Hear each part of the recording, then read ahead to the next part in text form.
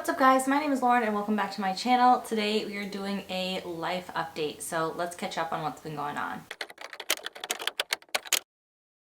So my husband and I bought our house like 6 weeks ago. We moved in just over a month ago and we are finally kind of getting settled in. You know, like no matter when you move, it's a huge upheaval in your life, and especially when you have small children, it is just so draining and just it takes it out of you for a while. So we have been slowly recovering from that process. We have gone through so much other stuff the past couple months that it's just like I can't even start to explain how tired we've been, but finally we are getting better sleep and feeling more like normal life. I wanted to do an update because I don't know, I honestly don't even know what exactly I want to say. There's like so many things I want to say, and then at the same time nothing that I want to say, and I'll explain that. So basically I started making videos back in 2017 when I was trying to get pregnant with my first daughter. Didn't know if it was going to happen for us. It eventually did happen for us, and then I started making videos about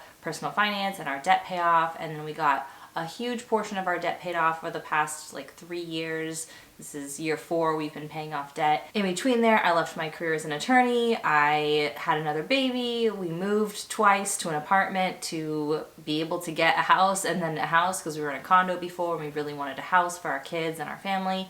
We considered moving states multiple times. We had decided to move states. We changed our mind. We decided again, we changed our mind. Just so many big things have happened.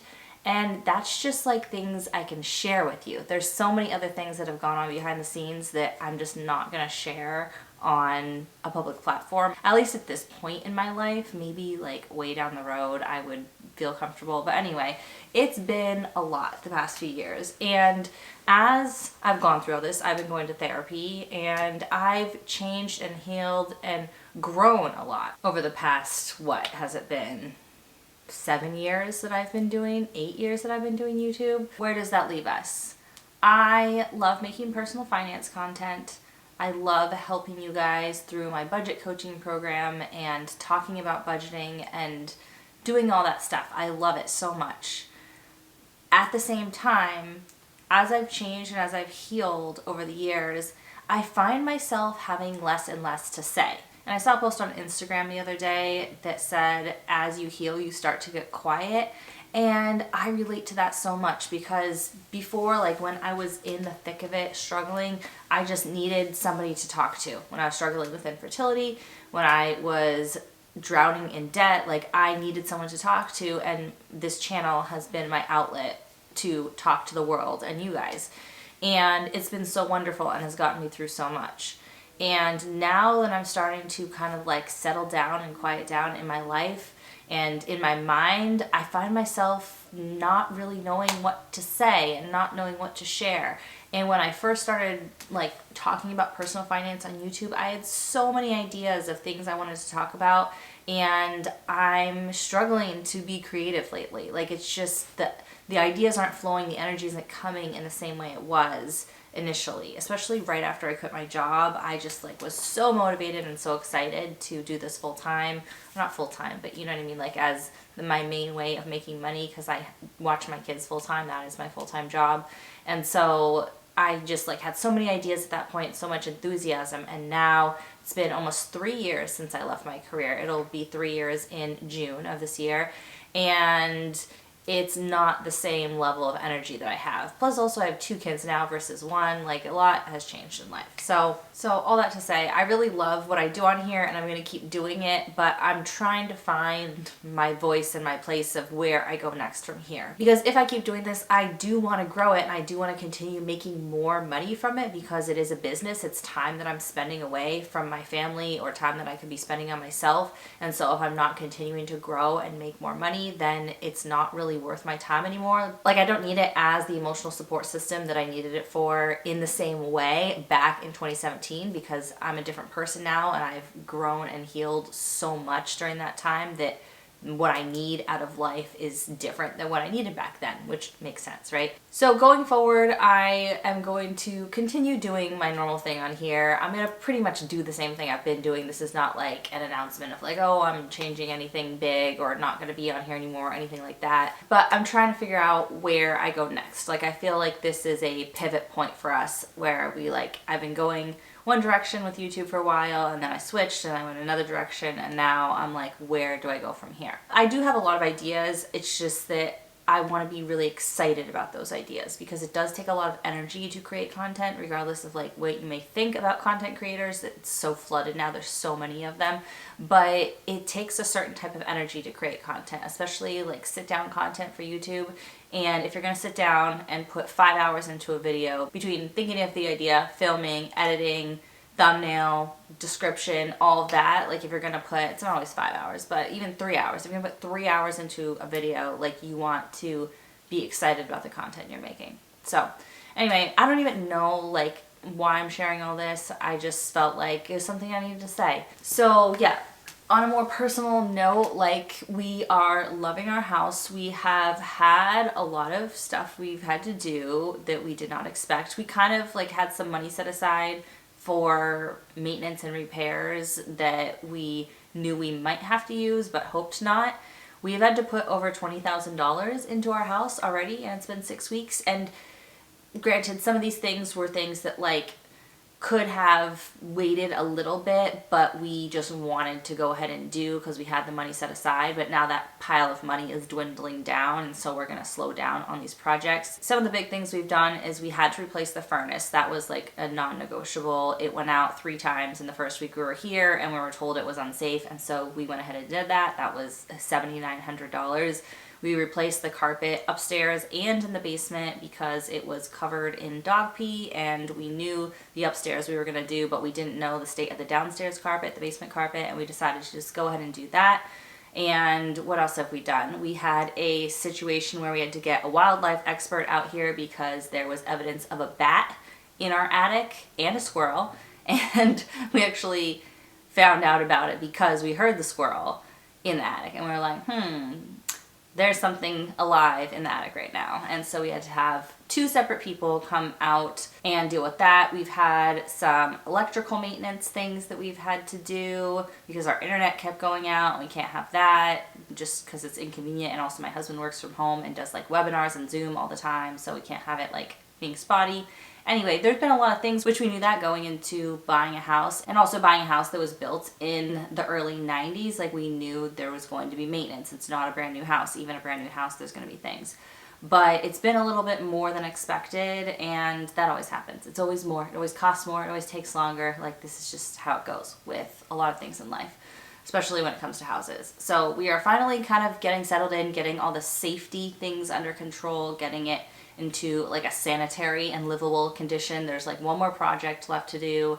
This cabinet that smells like mothballs it's like built into the structure of the upstairs in the hallway, and I need to figure out how to remove it and put a new cabinet there. When it's closed, you can't smell it. Well, I can smell it a little bit, but like basically not at all. My husband can't even tell. But when it's open, it smells so strongly like mothballs that we cannot use it, and that's like prime storage, especially the top part where we can store things that are like soaps or things that are like dangerous for babies to get into and toddlers, that we want to have like that really high up storage for like bathroom items and cleaners and things. That would be really nice to have. But that's like a nice to have. It's not so much of a necessity. But that's the last thing that's like dirty or smells bad or whatever, that category of like maintenance to our house, and then it'll all be kind of like a clean slate for us to start making it pretty. So I am excited about that. I will say our budget, we just did our annual budget, and this is actually what prompted me to think of making this video. My husband and I sat down and did our annual budget for 2024, and we also did a 2025 projection, and that is all in my budget dashboard that I show you guys my monthly budget videos. There's also a tab to do annual projections, and then it also tells you like what your annual totals are. There's good reporting functions and stuff. But I like doing the annual budget because I can kind of like see the whole year all at once and see where I think we're going to end up and how much we should be doing each month to get to where we want to get to. And honestly, like, we knew this. We ran all these numbers before we bought the house, but now the reality setting in of our first mortgage payment is due next week, and it is, I'll just tell you guys, I've been waiting till like my March budget, but it is $4,477 per month.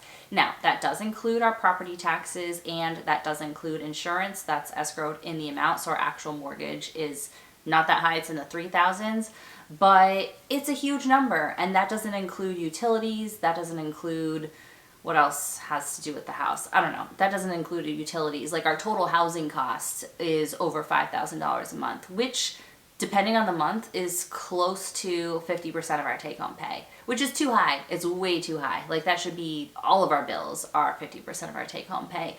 But the thing is, like, this is the most important thing that we want out of life right now besides investing for retirement. Like, we don't want to be able to go out to eat all the time. We don't really care about going on vacations. We don't care much about spending money on anything else. We wanted a home for our family. Our daughter's starting kindergarten in September, and this was what mattered most to us in this point in life. And so we made the decision to have a tight budget. Like, we actively looked at everything and we're like, yes, we are going to basically be house poor for a period of time until we can increase our income, which we are always working on that, and or decrease our mortgage through refinancing. Rates may or may not go down. We hope they'll go down, but we didn't come into this banking on that. And so we are prepared to pay $4,500 a month basically for our mortgage indefinitely in our budget. And if it can be less than that, great. But then maybe property taxes will go up too. And so it won't really make that much of a difference if we refinance. So rates would have to come down pretty significantly for it to make a big impact in our mortgage payment. But anyway, I've been nervous to tell you guys about that because I'm supposed to be a voice of reason with personal finance and also like set a good example. And this is not the best way to manage your money. Yes, we do have a 6-month cash emergency fund. Yes, we are credit card debt free, and the only non-mortgage debt we have is my husband's one student loan, and it has a very low interest rate. Like, yes, we're doing a lot of things right. We are planning to invest for retirement a significant amount this year, and that's part of why our budget's so tight. But the thing is, like, it doesn't feel like it's setting a good example. And I think I've had some like imposter syndrome kind of with being a personal finance content creator who also isn't in, like, hasn't reached financial freedom, isn't in this financial position that a lot of personal finance content creators are, where it's like, I'm a millionaire at 32. Here's how I did it if you want to be like me.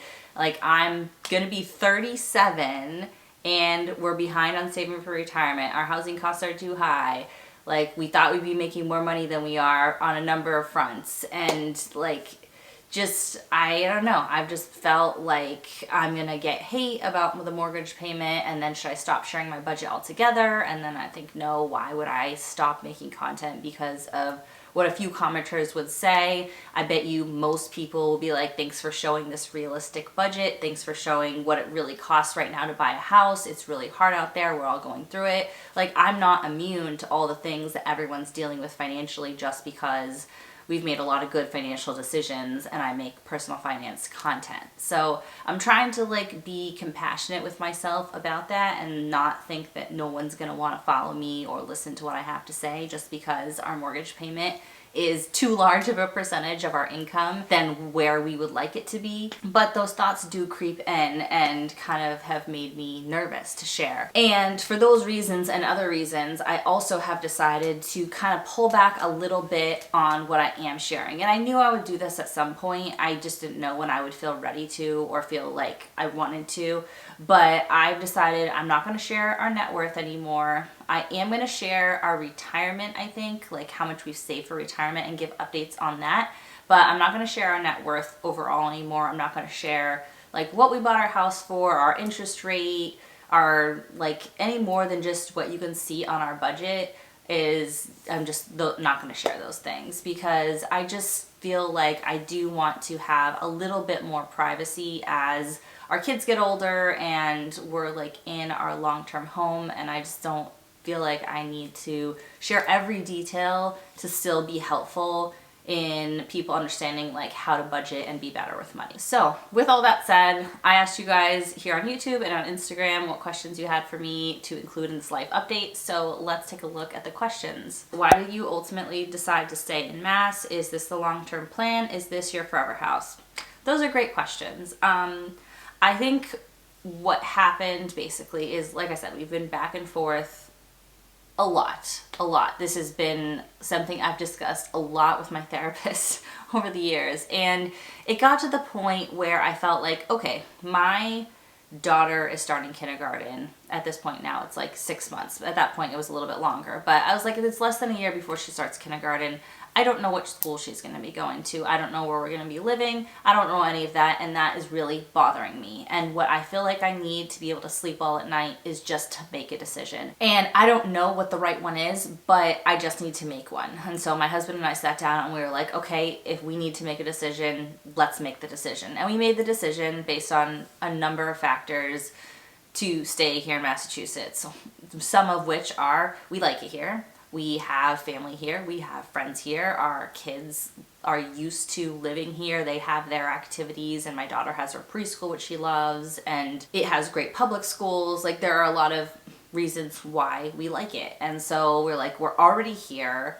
We can just barely, but we can afford to get into a house. Actually, we qualified for more house than we even bought. We could have spent $50,000 more according to what our mortgage broker like qualified us for, and we didn't go all the way up to our max. So I don't know, like, it's crazy. Like, when, this is a tip if you've never bought a house before, there's a difference between what you qualify for a mortgage and what you can actually realistically afford in your budget and still have money to like buy groceries and stuff. So run the numbers yourself in addition to what your mortgage broker tells you, because going for the max is going to put you in such a tight position. So I think that's why we ultimately decided to stay here. Is this the long-term plan? I honestly don't know. Like, I want to say yes because I need that like stability in my life. I need to know that like the friendships I build and the activities my daughters do and things are things we can do for the next 10, 15 years. But at the same time, I don't know what life will bring. And they say don't buy a house if you don't think you can stay in it for at least 5 to 7 years.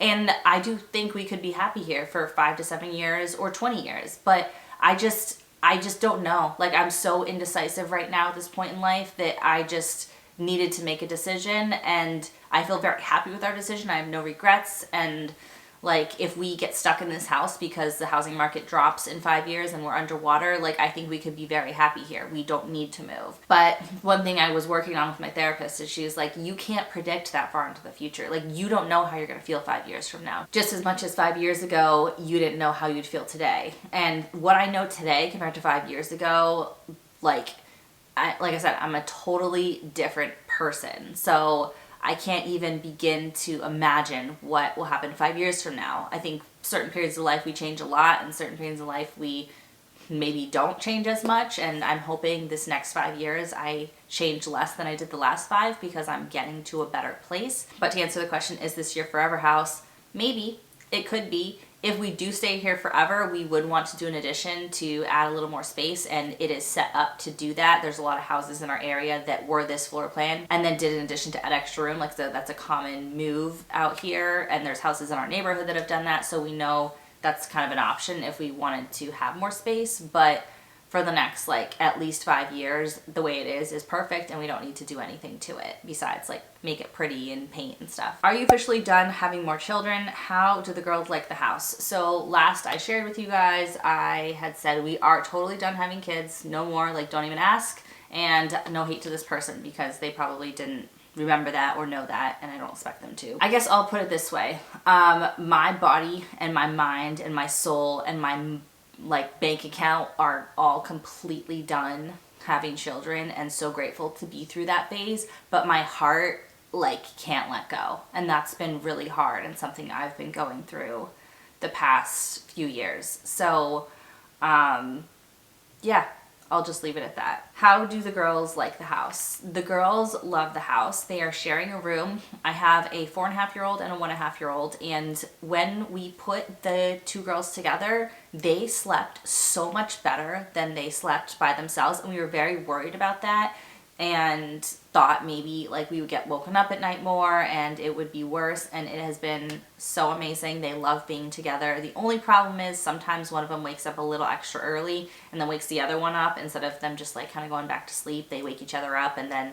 they're up at 4:30, but that's not too often. Like, they're pretty good and they always sleep through the night, so that's been amazing. They love the backyard. We're out there, it's been snowing, we've been sledding in the backyard, and when there's no snow on the ground, they're doing chalk and riding scooters, and like they just love it. It's amazing. We love the neighborhood.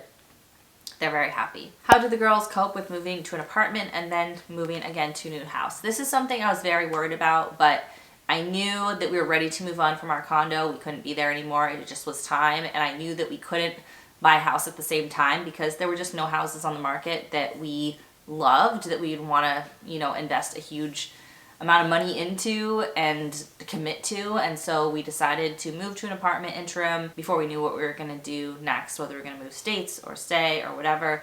And that was a really hard decision with two little kids. And I remember when I was like 5 or 6 years old, my family moved cities, and it was really upsetting. I still remember the feeling of that move and how upset I was that we were moving. Like, I remember telling my parents I wanted to run away. I was staying. I was keeping my sister. I was taking her. Like, we were staying. Like, they could go, but we were staying. And I just remember being so devastated. And so I was really worried, not so much with my baby because she doesn't know as much what's going on, although she's not impacted by it. But with my 4-year-old, I was just more worried about how she would handle it, especially moving twice. Like, it's a lot, but they handled it really well. I made sure to like have their room and their space in each place that we went set up before they first saw it. So not totally set up, but like there are curtains and some things on the walls and some toys there. So it felt like, oh, these are things I know I'm familiar with, and it was set up for them that first night like really nicely. And I let my daughter like help decorate her new bathroom in the apartment, so she got to pick out what shower curtain she wanted and what like theme she wanted. She picked rainbows, and so she got to be part of it. And then also with the new room, same thing. I told her she could pick out pink decorations. We went on Etsy. She found these flower stickers that she wanted for the wall. We decorated it together. So I really tried to help her feel like she was part of it, and she was had some like decision making, involved with the process. So it wasn't so out of her control. I also didn't tell her too far in advance. So with the apartment, moved to the apartment and with the move to the house, I think we told her about like 2 to 3 weeks before it was happening. And that way there was enough time for her to process it, but not so much anticipation leading up that it was like a lifetime away to her, and like months and months away. How has your life changed since you decided to leave your full-time job? I mean, that job was just not the right fit for me, and I'm so much happier. And we have way less money, but I get way more time with my kids. I mean, that's all I can say. It was the right move. I have no regrets. It's funny because I got an email randomly from one of the attorneys at my old firm, and he was just saying hi, and I didn't respond at first because I just didn't know exactly what I wanted to say. And then I responded just to be friendly, hi, and how you doing, how the kids, whatever. And he replied back like, hey, are you interested in a part-time fully remote job back here? And it was tempting because I had just done our annual budget and saw how tight money was going to be, and was like, we could use extra money. It would be nice to have like that paycheck coming in from my end of things again, and not just my self-employed income. But ultimately I told him like, that's a nice offer, not right now, I'm not interested, but like I'll keep you in mind. But it's just not something I'm wanting to do. Like, the thought of going back to my career as an attorney like never even crossed my mind at all, not once, to even consider it until a couple weeks ago when we did our annual budget. And I was like, should I even consider that? Should I think about that? But it's not something I want to do at this point. I don't know if it ever will be. So next question actually basically just answered it. Do you ever think of going back to a traditional 9 to 5 or other job outside of YouTube? It's crossed my mind that maybe once my daughters are both in school, I'll consider that more. But also, like, I keep holding out hope that YouTube is gonna turn into more of a stable income source for me. Like, I do make money from YouTube, but not something that can pay the mortgage. I'll just put it that way. So yeah, and you get into social media and content creation, what you put out of it, and I have not put in what's needed because I just don't have the time. And instead of like putting my kids in front of a screen and working while they're awake or staying up late and missing out on sleep, I've prioritized like being with my kids and taking care of my health over YouTube, and it suffered because of that. But that's a choice I've intentionally made, you know what I mean? So hopefully this can keep growing and turn into something worth continuing to do by the time my kids are older and I won't need to go to an employer. But I do not see myself not bringing in money for my family ever. Like, that's just not something I ever would want to do. I always want to be like contributing. I like that feeling. All right, curious what % you put down on your house. So like I said earlier, I've decided that I'm not going to share certain details, and that's just one of them. So I'm really sorry, but I know I've shared like every detail before, so it's totally reasonable to be asking these questions. I think somebody also asked what % interest rate we got on our mortgage. And again, it's just, I'm not going to share those things. It's a high interest rate. Like, it's not a good one, and hopefully you can refinance, but anyway, it's just something that I feel like I'm ready to pull back a little bit on, like the level of detail I'm sharing. Would you ever consider moving back to San Diego? It's a really hard question. I mean, yes, of course. It was recently named the most expensive city in the US, so not really budget friendly, especially when we're on mostly a single income for a family of 4. Like, if we moved back to San Diego, I would have to go back to full-time work. Like, there wouldn't be a way to afford life if we were in San Diego otherwise. So what advice would you give a young professional looking to start a family and still work? Okay, so first of all, I would pay attention to other people in your company who have children or have gotten pregnant while working there, to be aware of how your company is going to handle your own pregnancy and having young children, because how they treat others is likely how they're going to treat you.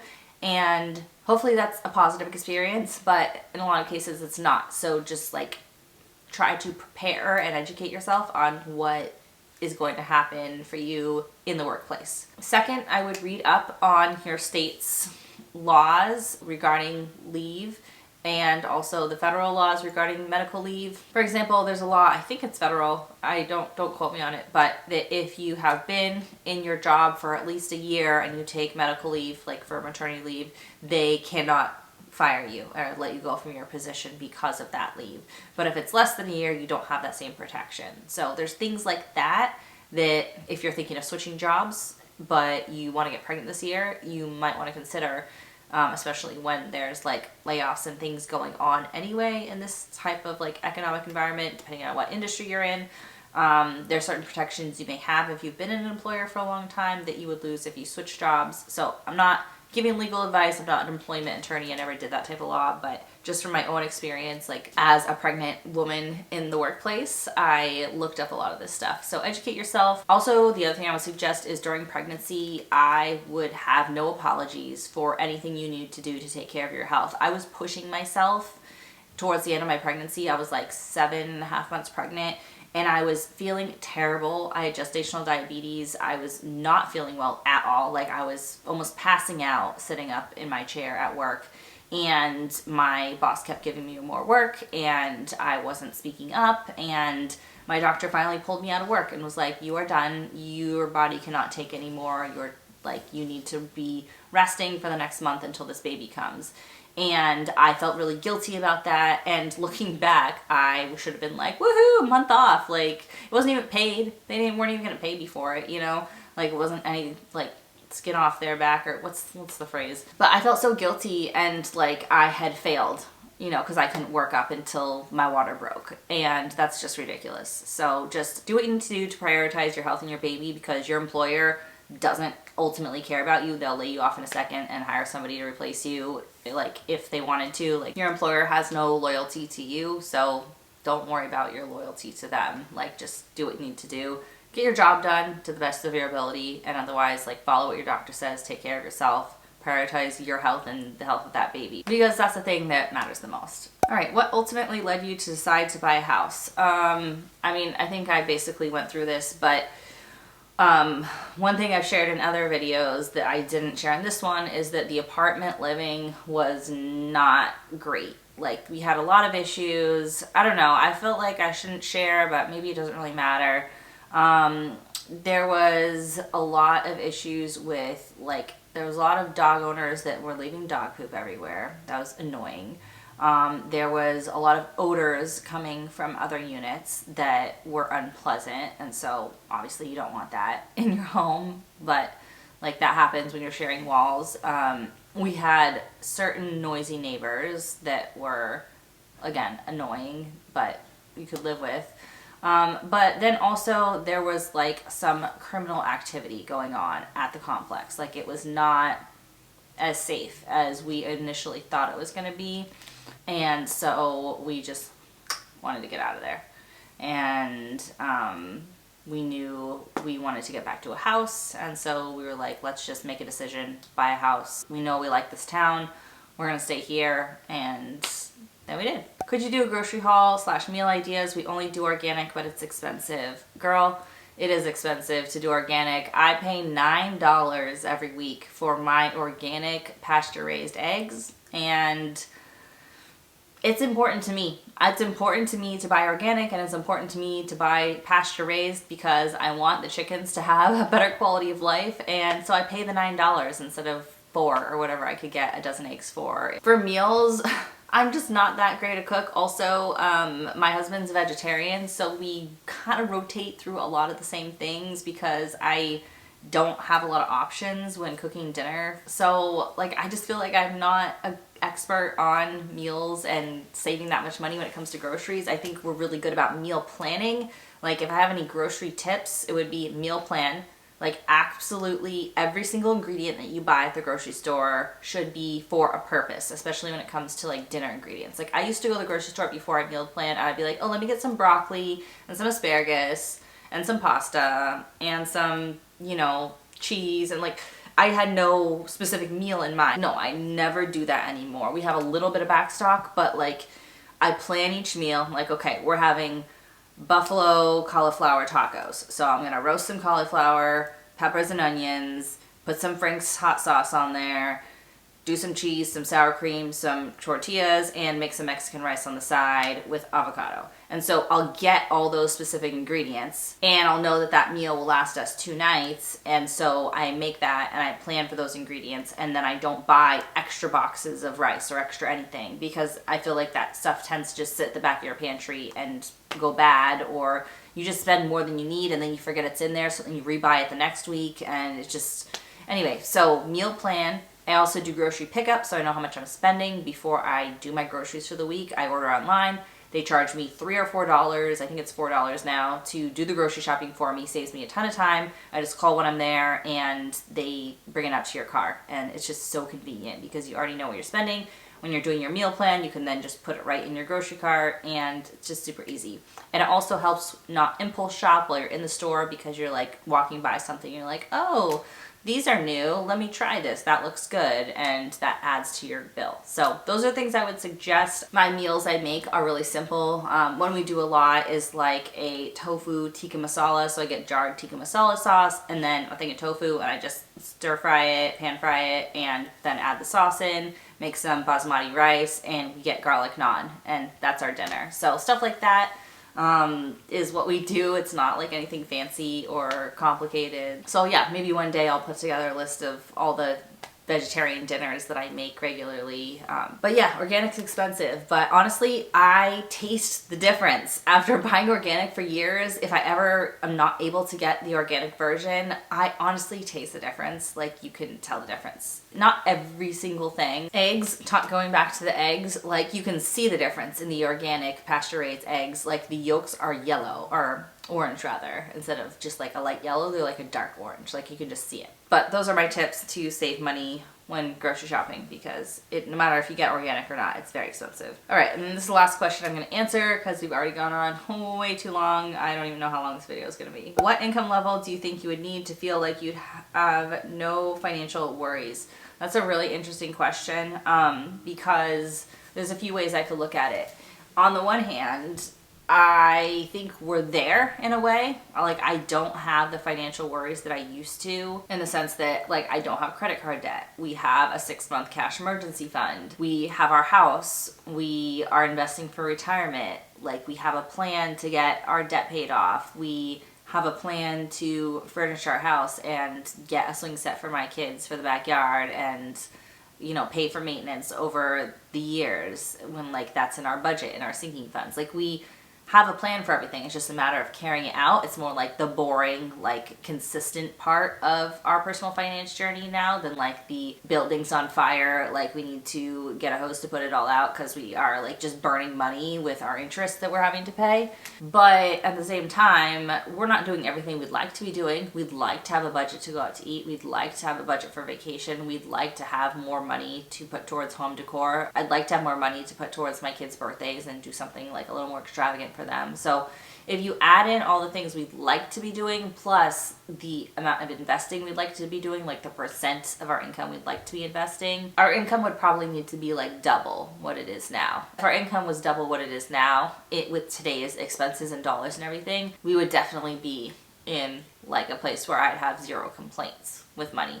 And the reason I know that number is because I also did a dream budget in my budget dashboard where I projected out like, okay, if we could have as much spending money as we wanted per month, increase the grocery budget more, add money for takeout, add money for vacation, add more to every category that we wanted, invest more, you know, account for the difference in taxes, like what would we need to bring in? And it was about double what we make now. So, you know, a big portion of that would be going towards investing more. So there's probably like a happy place somewhere in between what we make now and making double, where we can do a lot more than we do now, but also have it be more realistic for what we can attain in the near future. But to like actually give you a number, I think if we made like 300,000, I think as a family, that would be a pretty good sweet spot for us, especially when my kids are not in preschool anymore, and maybe if we could refinance our mortgage a little bit lower, like that would definitely make us very comfortable, which seems like an extreme number, but we do live in a high cost of living area, have 2 kids, and life is expensive. So I think the goal of making $100,000 a year for a household is just not what it used to be. For example, the apartment that we used to live in, to qualify for housing assistance as a family of 4, you only had to make $102,000 a year. So $100,000 gets you like public benefits as a family of 4. Like, that's just not the money that it used to be. So for now, I think like 300 would be that number. All right, if you're still watching at this point, thank you so much. Thank you for watching my channel. If you're watching at this point, you probably are a regular viewer who watches me till the end of all my videos, and I appreciate you guys so much. I hope that the content I put out here helps you in some way, whether it's just connecting with me like a friend, or helps you feel not so alone, or it's just interesting to hear somebody else's take on life, or whatever. I hope you're getting something really valuable out of my content. I really try to show up in every single one of my videos in a way that like feels authentic to me, but also benefits you guys, and I hope that you feel that when you're watching my videos. So thank you so much for being here. Thanks so much for watching. As always, if you liked the video, make sure you give it a big thumbs up, and if you want to see more from me and you're not already subscribed, then hit that subscribe button. I'd love to have you, and I'll see you soon in my next video. Bye.